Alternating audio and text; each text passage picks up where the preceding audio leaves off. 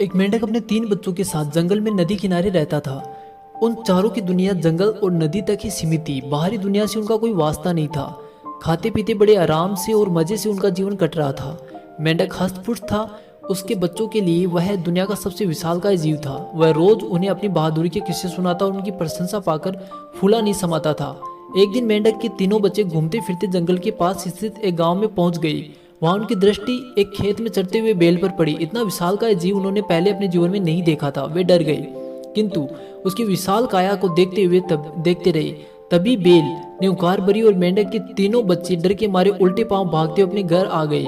बच्चों को डरा हुआ देखकर जब मेंढक ने कारण पूछा तो उन्होंने विस्तार पूर्वक बेल के बारे में बता दिया। इतना बड़ा जीव हमने आज से पहले कभी नहीं देखा। हमें लगता है कि दुनिया का सबसे विशालकाय जीव वही है।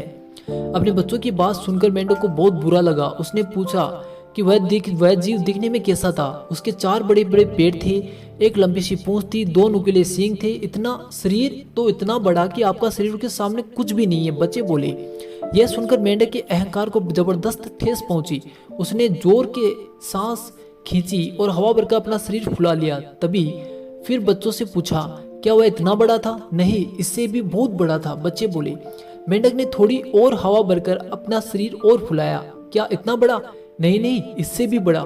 मेंढक ने जंगल के बाहर कभी कदम ही नहीं रखा था। उसे बेल के आकार का अनुमान ही नहीं था, किंतु उसने मानो जिद पकड़ ली थी कि अपने बच्चों के सामने स्वयं को नीचा नहीं दिखाना है। वह जोर जोर से सांस खींचकर ढेर सारी हवा अपने शरीर में भरने लगा। उसका छोटा सा शरीर गेंद के समान गोल हो गया, किंतु इतने पर भी वह नहीं रुका। उसका शरीर में हवा भरना जारी रहा। उसने इतनी सारी हवा अपने शरीर में भर ली कि उसका शरीर वह संभाल नहीं पाया और फट गया। अपने अहंकार में मेंढक के प्राण पखेरु उड़ गए।